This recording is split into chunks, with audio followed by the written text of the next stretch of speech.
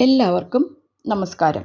ഇന്ന് ഞാൻ പറയാൻ പോകുന്നത് ദർഭപുല്ല് പവിത്രവും പാപനാശനവുമായത് എങ്ങനെയാണെന്നുള്ള കഥയെക്കുറിച്ചാണ്.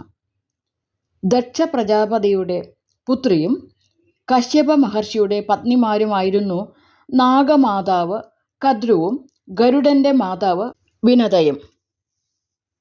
പാൽ നിറമുള്ള ഉച്ചൈസ്രവസ് എന്ന വെള്ളക്കുതിര ഒരു ദിവസം ആകാശത്തുകൂടി പറന്നു പോകുന്നത് ആശ്രമമുറ്റത്തിരുന്ന് കണ്ട വിനത കദ്രുവിനോട് പറഞ്ഞു, ദേവന്മാരും അസുരന്മാരും ചേർന്ന് പാൽക്കടൽ കടഞ്ഞപ്പോൾ കിട്ടിയ കുതിരയാണ്. എത്ര നല്ല ഭംഗിയാണ്! നല്ല പഞ്ഞി പോലെ മനോഹരമാണല്ലോ ഉച്ചൈസ്രവസ്. ഇത് കേട്ട് സപത്നിയും സഹോദരിയുമായ കദ്രു പറഞ്ഞു, കുതിര മനോഹരം തന്നെ, പക്ഷേ അതിൻ്റെ വാലിൻ്റെ അറ്റത്ത് ലേശം കറുപ്പ് നിറമുണ്ടല്ലോ വിനതേ. അങ്ങനെയൊന്നും കാണുന്നില്ലെന്ന് വിനത പറഞ്ഞു. രണ്ടുപേരും പരസ്പരം പന്തയം വെച്ചു. ജയിക്കുന്ന ആളിൻ്റെ ദാസിയാവുക തോൽക്കുന്ന ആൾ.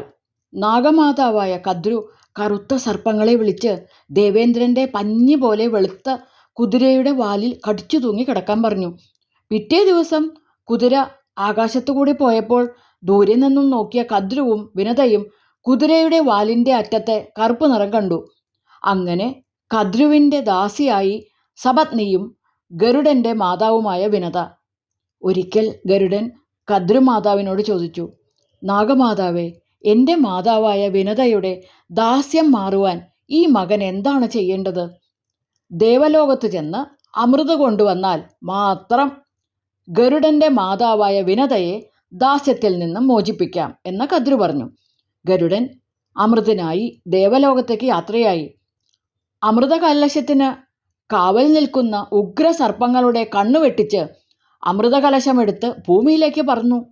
ഒരു വലിയ പക്ഷി അമൃതം എടുത്തുകൊണ്ട് പോകുന്നത് കണ്ട ദേവേന്ദ്രൻ അതിനു നേരെ ദിവ്യമായ വജ്രായുധം പ്രയോഗിച്ചു.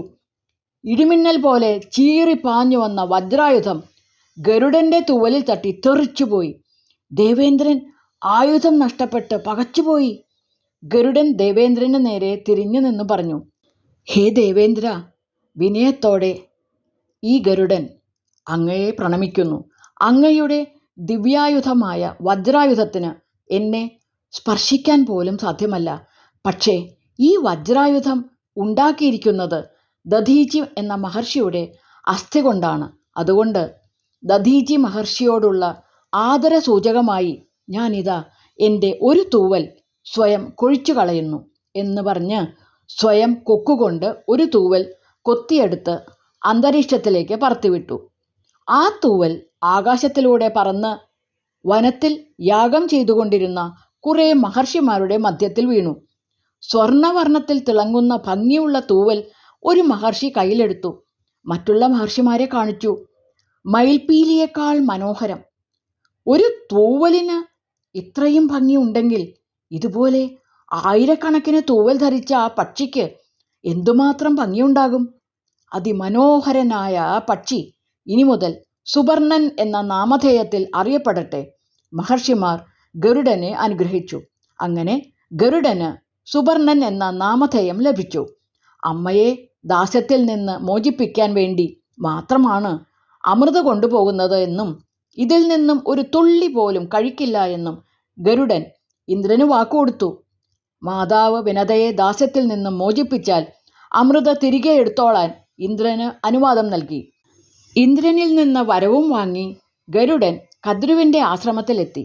ദേവലോകത്തെ അമൃത് ഭൂമിയിലെത്തി. ദാസ്യത്തിൽ നിന്നും മോചിപ്പിക്കുന്നതിന് സാക്ഷിയായി ഒരു പന്തത്തിൽ അഗ്നി കൊളുത്തിവെച്ചു. അതിനു മുന്നിൽ ദർഭപുല്ല് വിരിച്ചു. അതിൽ വാഴയില ഇട്ടു.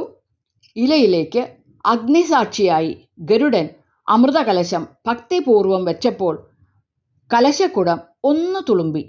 അതിൽ നിന്നും കുറച്ച് അമൃത് തെറിച്ച് ഇലയുടെ അടിയിൽ നിന്നും പുറത്തേക്ക് നീണ്ടുനിന്ന് ദർഭപുല്ലിൽ വീണു. അമൃത് ദർഭയിൽ വീണതിനാൽ ദർഭയ്ക്ക് അന്നു മുതൽ പവിത്രം എന്ന് നാമകരണം ലഭിച്ചു. പവിത്രം എന്നാൽ മറ്റുള്ളതിനെ ശുദ്ധിയാക്കുന്നത് എന്നാണ് അർത്ഥം. ദർഭയ്ക്ക് അശുദ്ധിയില്ല. അങ്ങനെ അന്നു മുതൽ ദർഭ പവിത്രമായി. നല്ല കഥ അല്ലേ? നന്ദി.